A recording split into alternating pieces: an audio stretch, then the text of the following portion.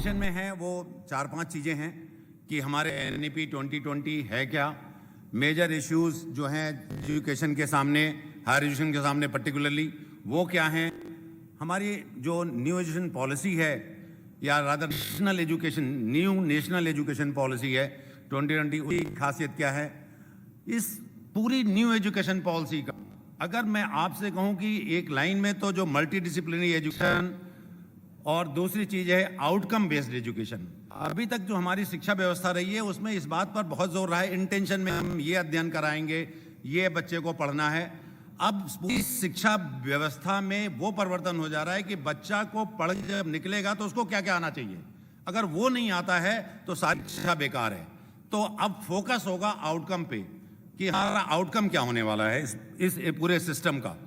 और फिर मैं आपसे चर्चा करूंगा कि इसको इम्प्लीमेंटेशन में जो थोड़े चैलेंजेस हैं हमारे सामने, क्योंकि एक बिल्कुल इस तरह की जो राष्ट्रीय शिक्षा नीति आई है इस पूर्व भी जैसा माननीय मंत्री जी ने अपने उद्बोधन में कहा था कि बहुत बार आए लेकिन इतनी विस्तृत रूप में शायद नहीं थी।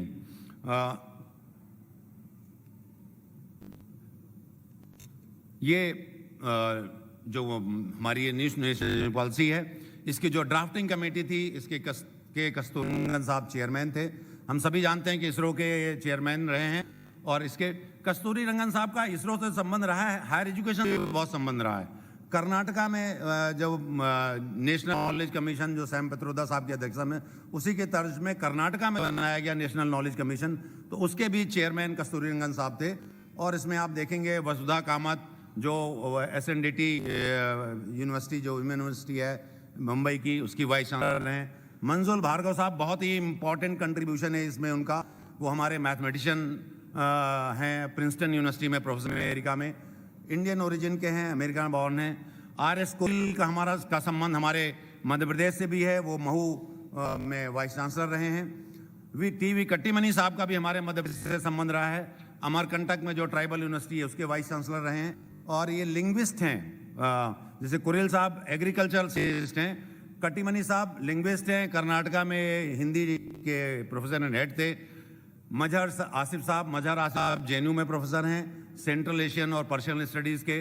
M साहब मैनेजमेंट के प्रोफेसर हैं। और KM त्रिपाठी साहब माध्यमिक शिक्षा एजुकेशन थी UP की, उसके डायरेक्टर थे।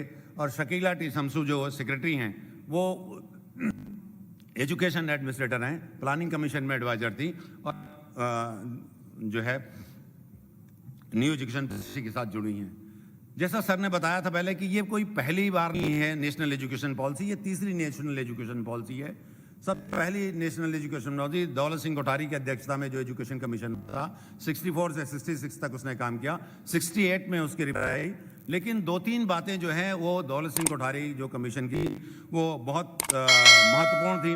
फोकस उस समय जो 68 और 86, 90 दोनों जो एजुकेशन पॉलिसीज का था वो एक्सेस और इक्विटी को लेकर था। एक्सेस इलिटरेसी एजुकेशनल जो डिवाइड था वो बहुत बड़ी चुनौती थी। और जब कोठारी साहब ने रिकमेंडेशन दी तो 2 रिकमेंडेशन की तरफ मैं विशेष रूप से आपका ध्यान आकर्षित करना चाहूँगा कि उन्होंने ये कहा कि 6% GDP का खर्च होना चाहिए। उन्होंने अपने रिकमेंडेशन में कहा 6% GDP का खर्च होना चाहिए। आप देखिए 68 की रिकमेंडेशन है, 86 में भी रिकमेंडेशन हुई कि 6% GDP का खर्च होना चाहिए। और 2020 में जो न्यू एजुकेशन पॉलिसी है उसमें भी यही बात रिटरेट की गई है कि 6% ऑफ GDP जो है हमारा हायर एजुकेशन पे एक्सपेंडिचर होना चाहिए। एक और चीज़ जो बहुत पहले कमीशन की बात थी कि जो एजुकेशन के साथ को कम्युनिटी सर्विस से जोड़ना चाहिए। और यही कारण है कि 68 में वो आया और 69 में महात्मा गांधी बर्थ सेंटेनरी के अवसर पर NSS की स्थापना हुई और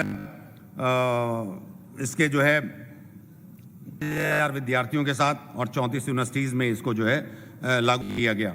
जो सेकंड जो नेशनल एजुकेशन पॉलिसी आई 86 में, उसमें राजीव गांधी साहब प्राइम मिनिस्टर थे और दोबारा इसको रिवाइज किया गया 92 में, आचार्य राममूर्ति की अध्यक्षता में आयोग बना था।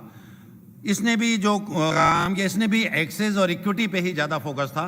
Access equity, operation blackboard जैसा हम जानते हैं, एडल्ट एजुकेशन, डिस्टेंस एजुकेशन पे भी जोर दिया गया और हम देखते हैं कि वही टाइम था जब इग्नू की स्थापना हुई रियल मोड में एजुकेशन देने के लिए, और उसके बाद देश में और यूनिवर्सिटी बनी। फ्री एंड कंपलसरी एजुकेशन इसी पे जोर था। जेईई के जो परीक्षा है, एआईटीएल की परीक्षा है, ये सब उसी समय में। इस बीच में एक जो इम्पोर्टेंट चीज़ थी वो right to education article 21A में फंडामेंटल राइट के रूप में स्थापित किया गया। तो न्यू एजुकेशन पॉलिसी लेकिन पूरी पॉलिसी से बिल्कुल डिफरेंट है। जहां पहली दो पॉलिसीज एक्सेस और इक्विटी को एड्रेस नहीं थी, न्यू एजुकेशन पॉलिसी सारे इश्यूज को कवर कर रही है। मतलब क्यूरिकुलम डिजाइनिंग से लेके, पेडागोजी से लेके, असेसमेंट की तकनीक तक, फाइनेंस कैसे होगा, रेगुलेटरी मैकेनिज्म कैसे बनेगी और टेक्नोलॉजी कैसे होगी। अंत में आप देखेंगे इस पूरी रिपोर्ट के अंदर ये बात विशेष जोर दे दी गई है।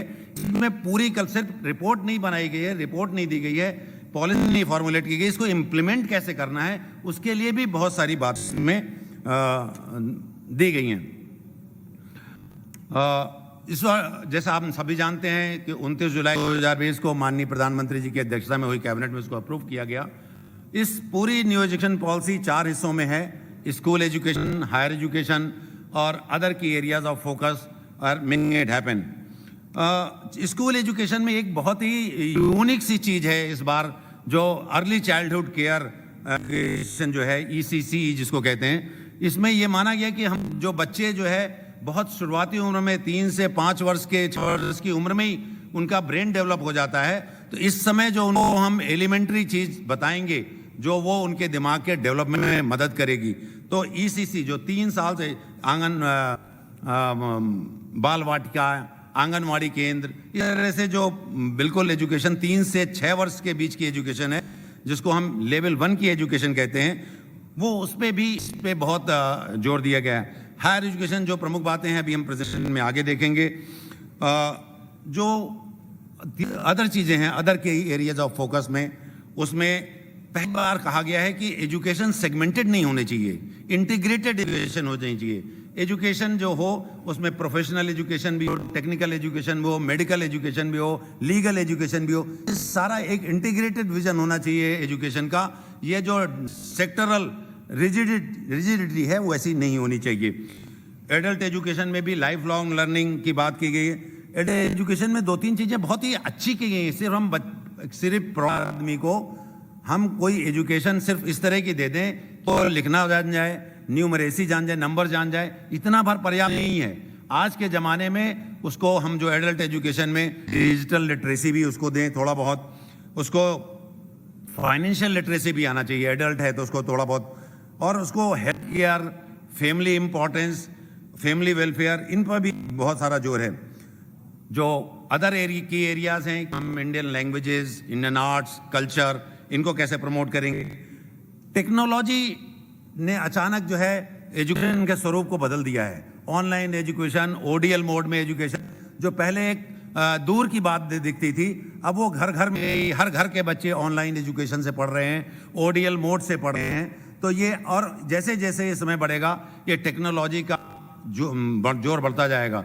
टेक्नोलॉजी जैसे हम जानते हैं, टेक्नोलॉजी टूल भी है, टेक्नोलॉजी ट्यूटर भी है, और टेक्नोलॉजी को एक्सेस भी प्रोवाइड करता है। हम उसके माध्यम से पढ़ते भी हैं, उस माध्यम से पढ़ने की कोशिश भी करते हैं, एक्सेस भी हासिल करते हैं। मेकिंग इट हैपन में जो इम्पॉर्टेंट चीज़ कही गई अंतिम के 3 चैप्टर्स में, इस न्यू एजुकेशन पॉलिसी में, वो कहा है कि कैब जो हमारी एजुकेशन की सबसे एपेक्स बॉडी है, central advisory board on education, जिसमें केंद्रीय मंत्री उसके अध्यक्ष होते हैं, और पूरे देश के जो राज्य और केंद्र शासित प्रदेश हैं उनके जो शिक्षा मंत्री होते हैं वो उसके सदस्य होते हैं। हाईएस्ट डिसीजन मेकिंग एडवाइजरी है, उसको स्ट्रेंथ दिया जाएगा। फाइनेंसिंग को कहा गया है, रेट किया गया है इस चीज़ को 6% ऑफ GDP, पूरी कोशिश की जाएगी कि 6% ऑफ GDP खर्च हो इसके ऊपर। और इम्प्लीमेंटेशन के विषय में कहा गया है। ये शिक्षा की बहुत हम जैसे जानते हैं 34 वर्ष बाद आई है। तो ऐसा क्या हो रहा था कि हमको लग रहा था कि शिक्षा नीति की आवश्यकता है। इस पे हमको थोड़ा ध्यान देने की ज़रूरत है कि हमको एजुकेशन सिस्टम को अपग्रेड करना है। ये सारी चीज़ें, कौन सी चीज़ें महत्वपूर्ण हैं, क्योंकि हम 1951 में मतलब 0.4% GR था, 6 यूनिवर्सिटी थी और 695 कॉलेज थे, और 2020 में हम 27% GR है हमारा, 1043 यूनिवर्सिटी हैं, लगभग 43,000 कॉलेज, 11,000 स्टैंड अलोन इंस्टीट्यूशन हैं। लेकिन हमको ये समझना पड़ेगा कि nature of man, nature of governance, India की एम्बिशन क्या है, भारतीय नागरिकों की इच्छाएं क्या हैं और सरकार उनसे अपेक्षा क्या है और सरकार क्या रोल प्ले करना चाहती है। आदमी तरक्की पसंद, मानव जाति तरक्की पसंद है, हर परिवार का आदमी तरक्की करना चाहता है, वो परिवार जिस समाज में रहता है उसमें तरक्की पसंद परिवार के रूप में जाना जाता है। ऐसे देश दुनिया में तरक्की पसंद देश के रूप में जाना जाता है, और India is destined to play a global role. अगर इंडिया को ग्लोबल रोल प्ले करना है तो इंडिया का education system social cohesive, knowledge driven ये होना ही पड़ेगा। इसलिए इसकी देश की अपेक्षाएं हैं, नागरिकों की अपेक्षाओं पे अगर हमको सही उतरना है तो हमको एजुकेशन ही एक माध्यम है जिसके माध्यम से हम आगे बढ़ सकते हैं। तो अपने हमको इसमें से इम्पोर्टेंट, लेकिन आगे बढ़ने में बहुत कुछ समस्याएं भी हैं, कुछ इश्यूज भी हैं जिनको मैं आपसे शेयर करना चाहता हूं।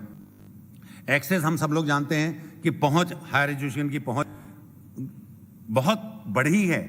आज हम 27%, हमने एक साल के अंदर हमने, जैसे माननीय मंत्री जी बता रहे थे कि 3 अंकों की छलांग लगाई है।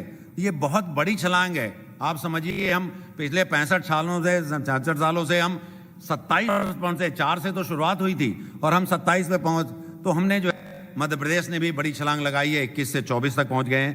दूसरा इशू है इक्विटी का। इक्विटी से मतलब है कि जो जेंडर में इक्विटी होनी चाहिए, सोशल ग्रुप्स में इक्विटी होनी चाहिए, एजुकेशन एक्सेस सबको मिलनी चाहिए, क्वालिटी में जो स्टूडेंट हमारे पास आउट कर रहे हैं उनकी एम्प्लॉयबिलिटी, इस आधार पर कि वो जो पढ़ के पास हैं क्या वो एम्प्लॉयबल हैं। एक वर्ल्ड बैंक जो हमारे यहाँ प्रोजेक्ट चला, उसने एक सर्वे कराया था, उसमें ग्रांट देने के पहले तो उसमें सर्वे हुआ था कि हमारे जो ग्रेजुएट पास होते हैं, मैनेजमेंट ग्रेजुएट, उनमें से 5% तो मतलब वो लायक ही नहीं होते कि उनको एम्प्लॉयमेंट रखा जाए। 45% होते हैं कि जो मैनेजमेंट के लेवल के नहीं होते हैं, सबऑर्डिनेट लेवल पे उनको रखा जाना चाहिए, और सिर्फ 5% ऐसे होते हैं जो मैनेजमेंट की सीधी परिभाषा में आते हैं। तो quality education is expected of them and what they are having in terms of knowledge, skill, attitude and values, ये बड़ा अंतर है, इस पे बहुत ध्यान की जरूरत है। लर्निंग आउटकम, जैसे मैंने बताया, ये लर्निंग आउटकम बहुत इंपॉर्टेंट है, इस पे अपने को जोर देने की जरूरत है। Autonomy to teachers, autonomy to institutions, autonomy to faculty members, ये भी एक आवश्यकता है। Inadequate funding, ineffective regulatory system, हम सब जानते हैं, इसमें कोई बात नहीं है कि एनसीटी रेगुलेटर है, एनसीटी के पाठ्यक्रम जो है उनमें अलग अलग बड़ा वेरिएशन है। उसी तरह हायर एजुकेशन के रेगुलेटर अगर हम ऐसे माने तो विश्वविद्यालय हैं, तो उनके भी पाठ्यक्रमों में बड़ा अंतर है।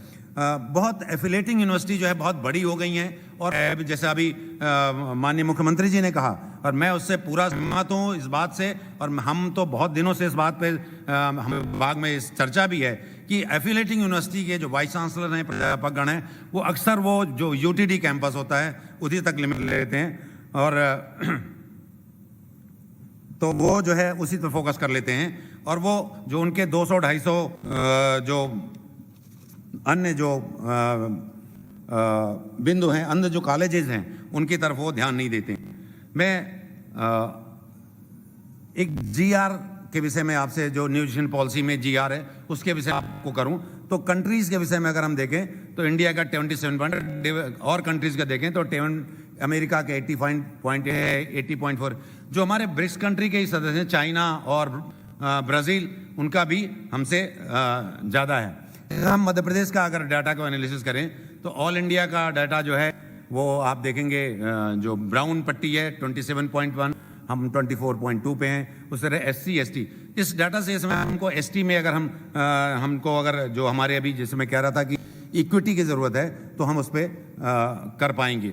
इसी तरह सेलेक्टेड स्टेट्स की हम बात करें, जिससे राज्यों की आपस में तुलना होती है, तो हम देखते हैं कि सदर्न स्टेट्स जो हैं, तमिलनाडु, आंध्र प्रदेश काफ़ी आगे हैं, और हमारे जो राज्य हैं अगल बगल के, उसमें बिहार की स्थिति हमसे बहुत पीछे हो गई है, और MP बहुत मतलब इमर्जिंग है, राजस्थान, UP और मध्य प्रदेश लगभग बराबर में। एक जो अदर चैलेंज है जो एजुकेशन में, वो डेमोग्राफिक डिविडेंड का है। हम सब जानते हैं डेमोग्राफिक डिविडेंड का मतलब है कि किसी कंट्री की में जो है डिपेंडेंट 15 से 65 वर्ष के जो पॉपुलेशन होती है वो वर्किंग पॉपुलेशन कहलाती है। 15 से नीचे और 65 से ऊपर के लोग जो होते हैं वो डिपेंडेंट पॉपुलेशन है। हमारा कंट्री इस समय जो है डेमोग्राफिक डिविडेंड है। 15 से 65 वर्ष वर्किंग पॉपुलेशन 2018 से हमारे यहाँ जाता है। हमारे पॉपुलेशन का 65% जो है वो 35 साल से कम उम्र का है। हम इस 35 साल से कम उम्र जो वर्किंग फोर्स है उसका फ़ायदा उठाना चाहते हैं, तो हमको एजुकेशन, एम्प्लॉयमेंट, स्किल, इस पे ध्यान देना होगा। अगर हम इसको और थोड़ा सा गहरे में जाएं डेमोग्राफिक डिविडेंड को, तो हम देखेंगे कि हमारी जो एवरेज एज है हमारे कंट्री में सिटीजन्स की वो 29 ईयर्स है, जबकि यूरोप में 47, जापान में 40 और यूएसए में 40 है।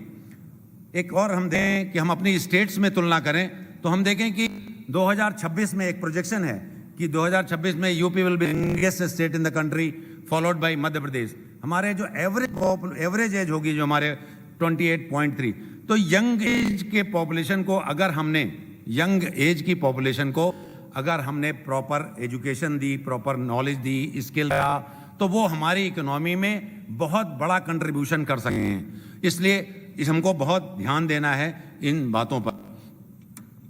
एक और डाटा है जो क्वालिटी एजुकेशन से संबंधित है। जीआरडी से मतलब है gross expenditure on research and development. हम अपने जीडीपी का कितना पैसा रिसर्च एंड डेवलपमेंट पे खर्च करते हैं। एक आप देखें इस अपने जो जीडीपी का 4.25 कर रहा है। उसी तरह हम और कंट्रीज़ का देखें तो इंडिया को रिसर्च और डेवलपमेंट पे काफ़ी फोकस करने की ज़रूरत है। एक और हम देखें पब्लिकेशन के माध्यम से देखें तो 2007 में कितने पब्लिकेशन थे, 2018 में कितने पब्लिकेशन हैं, तो उसके माध्यम से भी हम देखेंगे तो हमको लगे कि हमको रिसर्च में बहुत फोकस करने की ज़रूरत है। और इसीलिए इसी को देखते हुए ये जो डेटा मैं आपसे शेयर कर रहा हूँ, ये MHRD का एक रिपोर्ट है इक्विप को अगर लेके, तो इक्विप रिपोर्ट से डाटा शेयर कर रहा हूँ आपको। उसके में भी कस्तूरी साहब उसके एक मेंबर थे, और उसमें जो रिपोर्ट में आप देखें तो पब्लिकेशन, रिसर्च पब्लिकेशन जो है उस पर बहुत ध्यान देने की ज़रूरत है। आप ये पिछले बजट में इसीलिए नेशनल रिसर्च फाउंडेशन की घोषणा की गई और 50,000 करोड़ से, और ये भी कहा गया कि अगले 5 साल में व्यवस्था उपलब्ध कराएगी। पीपल टीचर को भी हमारे यहाँ बस नहीं, पब्लिक एक्सपेंडिचर हम देखें तो हमारे यहाँ 4.38 उसमें दिया हुआ है, और हमारे जो अभी ऑल इंडिया सर्वे है जो आया है उसमें 4.43 दिया है। न्यू एजुकेशन पॉलिसी में भी 4.43 दिया है। तो हम देखते हैं कि हमको कुछ इन्वेस्टमेंट भी ज़्यादा करना होगा। हम आपसे चर्चा करना चाहेंगे कि एनईपी करना क्या चाहता है, उसका उद्देश्य क्या है। हम ऐसा एजुकेशन सिस्टम के माध्यम से करना चाहते हैं, इसमें 2040 तक प्रावधान है, that is second to none. मतलब सेकेंड टू नन के मतलब बेस्ट एजुकेशन सिस्टम डेवलप करना चाहते हैं। और इसलिए जो एस्पिरेशनल गोल हैं एसडीजी 4 हम सब जानते हैं कि सस्टेनेबल डेवलपमेंट गोल्स हैं, जो 2015 में यूनाइटेड नेशन में अडॉप्ट किए गए थे। इंडिया भी सिग्नेटरी है। न्यू एजुकेशन पॉलिसी में एसडीजीज की बहुत बार चर्चा आई है। ये 17 गोल हैं, जैसे no poverty, zero hunger, good health. उसका जो एसडीजी का जो चौथा पॉइंट है, एसडीजी 4 जो न्यू एजुकेशन पॉलिसी में लिखा है, वो यही है कि क्वालिटी एजुकेशन फॉर ऑल। इस बात पे बहुत जोर है। हम ऐसी एजुकेशन देना चाहते हैं, और इस एजुकेशन में हम अपने रिच इंडियन लेगेसी है, चाहे वो मैथ्स में हो, लिटरेचर में हो, फिजिक्स में हो, एस्ट्रोनॉमी में हो, जो हमारी उपलब्धियां हैं, उन उपलब्धियों पे को ना सिर्फ हम अपने बच्चों को आएँ, उन पे काम करें, उन पे रिसर्च करें, ये भी बहुत ज़्यादा आवश्यक है। हम करने क्या जा रहे हैं ये सब अचीव करने के लिए? हमारा न्यू एजुकेशन पॉलिसी कहता है कि 15,000 मल्टी डिसिप्लिनरी इंस्टीट्यूशन हम बनाएंगे, फैकल्टी और इंस्टीट्यूशनल ऑटोनॉमी में देंगे, curriculum, pedagogy, assessment, support system, merit appointment, ये सारी चीज़ें जो है इस पूरे सिस्टम की महत्वपूर्ण बातें। नेशनल रिसर्च फाउंडेशन बहुत बुनियादी परिवर्तन लाने आ रहा है। अगर जिस तरह से घोषणा हुई है, जिस तरह से ये लागू होगा, तो ये आप समझिए कि इतना पैसा रिसर्च में पहले कभी नहीं था। Higher education commission of India जो है वो रेगुलेटरी मैकेनिज्म बदले, बहुत सारे रेगुलेटर की जगह एक सिंगल रेगुलेटर होगा। There light but tight regulation by single regulator. जो शिक्षा व्यवस्था में आमूल परिवर्तन होने जा रहा है, वो मैं आपसे कहना चाहता हूँ ओडीएल और ऑनलाइन मोड में होने जा रहा है। हमारी यूनिवर्सिटीज़ जो होंगी वो 3 तरह की यूनिवर्सिटी होंगी, जैसे सभी जानते हैं, लगातार इनकी चर्चा हो रही है कि research university, teaching university, autonomous degree granting colleges. और सारे कॉलेजेस हैं हमारे, सारे जो सिंगल फैकल्टी के भी कॉलेजेस हैं, वो किसी भी डिपार्टमेंट में हो, एग्रीकल्चर में हो, हायर एजुकेशन में हो, टेक्निकल एजुकेशन में, उन सबको मल्टी डिसिप्लिनरी बनना रहेगा बाय 2030। और बाय 2030 हर डिस्ट्रिक्ट में कम से कम एक multi disciplinary excellent degree granting institution बनाना अनिवार्य है। और ग्रास एनरोलमेंट रेशियो 2035 तक हम 50 पर ले जाना चाहते हैं। मुझे लगता है कि हम प्रदेश में जिस तरह से काम कर रहे हैं, हम 50 नहीं उससे ज़्यादा पर पहुंचेंगे।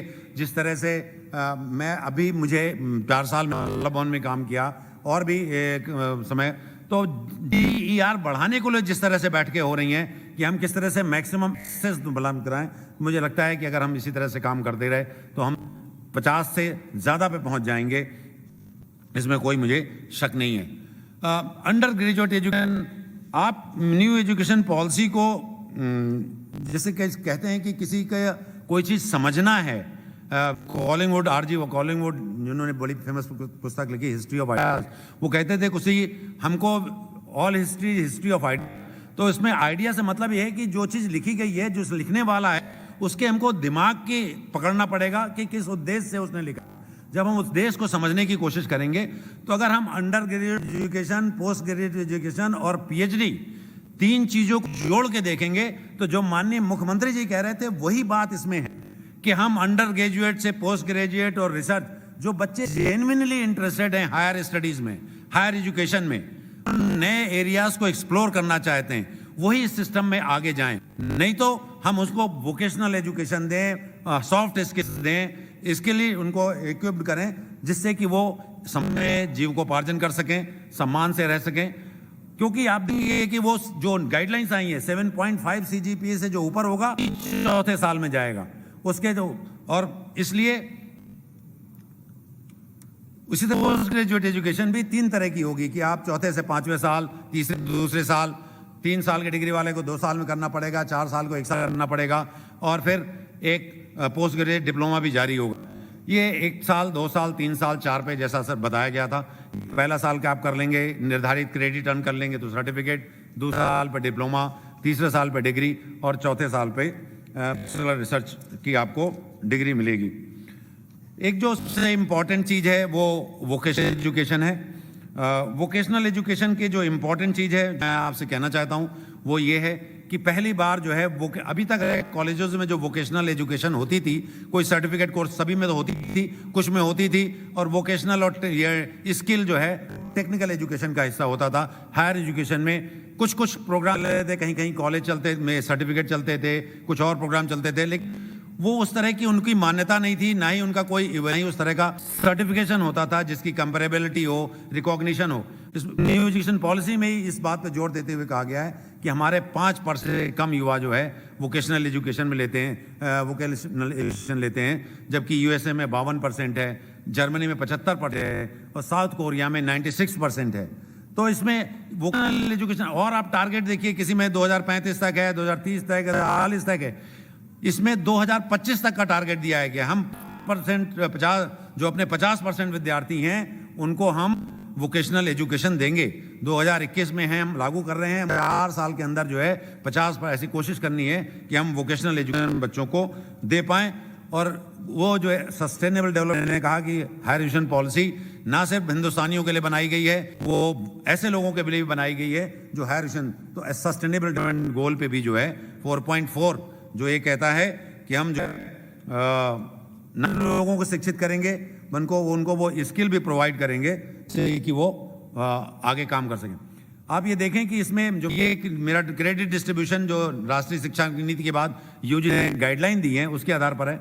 मैं आपका ध्यान तीसरे और चौथे वोकेशनल स्टडीज और फील्ड प्रोजेक्ट की तरफ आपका ध्यान आकर्षित करना चाहूँगा।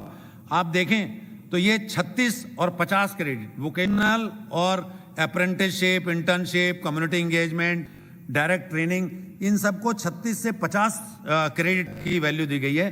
36 से 50 क्रेडिट का 160 में मतलब है कि लगभग जो है 1/4 हिस्सा जो है हम वोकेशनल एजुकेशन को दे रहे हैं।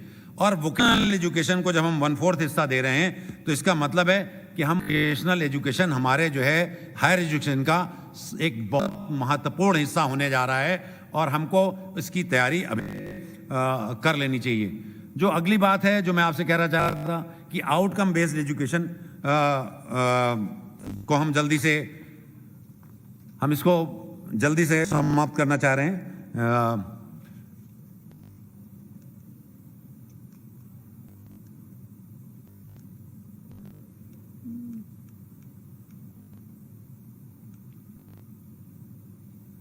आउटकम बेस्ड एजुकेशन को हम एक छोटे से उदाहरण से समझें कि जैसे डॉक्टर्स हैं, पायलट हैं, मिलिट्री ट्रेनिंग होती है, इस तरह के जो लोग होते हैं, तो जो पायलट के ट्रेनिंग करके निकलता है तो पहले से आउटकम निर्धारित है कि फ्लाइंग स्कूल से वो आउटकम तय है कि वो पायलट बन के ही निकलेगा। हम अभी अपने कोर्सेज में इस तरह का सिस्टम नहीं ले पाए कि बच्चा कितना ज्ञान अर्जित करके निकलेगा। तो आउटकम बेस्ड एजुकेशन पहली बार जो पाठ्यक्रमों का भी निर्माण हुआ है वो भी इसी आधार पर हुआ है। लर्निंग आउटकम में हम ये तय करने चाहिए कि बच्चे को क्या पता चलेगा और शिक्षक को क्या पता चलेगा। शिक्षक को पता रहेगा कि बच्चे को ये ज्ञान देना है तो हम उसके हिसाब से करेंगे। विद्यार्थी को पता रहेगा उसको क्या क्या ज्ञान अर्जित करना है, वो उस हिसाब से काम करेगा। असेसमेंट के लिए भी यही रहेगा और स्टेक होल्डर्स भी उसको पता रहेगा कि क्या करना है। एकेडमिक बैंक ऑफ क्रेडिट बनेगा, ये इसके विषय में विस्तृत जानकारी आपको अभी हमारे नेक्स्ट सेशन में जो वक्ता आएंगे वो देंगे। और जो चैलेंजेस हैं कि इंस्टीट्यूशनल रिस्ट्रक्चरिंग में वो चैलेंजेस इन्वॉल्व हैं, फाइनेंसिंग में है और EAL ऑनलाइन में जैसे हमारे सामने बहुत सारे चैलेंजेस हैं कि वो हमारी इतनी सारी यूनिवर्सिटीज़ हैं, अगर 15,000 इंस्टीट्यूशन बनाना है तो वो क्या बनेंगे, उसको कैसे करना पड़ेगा। हमारी universities affiliating university affiliation system खत्म कराएंगे तो उनकी फाइनेंशियल वायबिलिटी कैसी होगी, सस्टेनेबिलिटी कैसे होगी। और मल्टीपल एंट्री एग्जिट में structure equivalence, credit admission rules, ये सब भी डिजिटल ऑनलाइन एजुकेशन में जो चैलेंजेस हैं हमारी अभी लोगों ने देखा भी है कि ऑनलाइन एजुकेशन जब भी कोरोना टाइम चल रही थी, कनेक्टिविटी एक इशू है, लो इकोनॉमिक कंडीशन है। एक हमारे ऑनलाइन कोर्सेज हैं अधिकांश जो है इंग्लिश मीडियम में है स्वयं के, और ICT इंफ्रास्ट्रक्चर जो कॉलेजेस में है वो भी पुअर है। तो एक वोकेशनल एजुकेशन भी इसी तरह का चैलेंज है कि हम इतने बड़े पार्ट को कैसे हम कर पाएंगे। लेकिन ये संभव है अगर हम स्पिरिट हो हमारे अंदर, वो हम प्रायोरिटाइजेशन कर लें पॉलिसी पॉइंट्स को, हम फेस्ड मैनर कि पहले क्या करना है। NEP भी ये कहती है कि आप एक साथ कुछ नहीं करना है, आपको फेस्ड मैनर में करें। कॉम्प्रिहेंशन, आपको पूरा विजन आना चाहिए कि पहले में क्या करना है, दूसरे में क्या करना है, क्योंकि वो इंटरलिंक्ड होंगे। जो दूसरे में करने चाह रहे हैं वो पहले से लिंक्ड होगा और सभी स्टेक होल्डर के बीच लिंक होना चाहिए। बहुत बहुत धन्यवाद आपको, थैंक यू वेरी मच।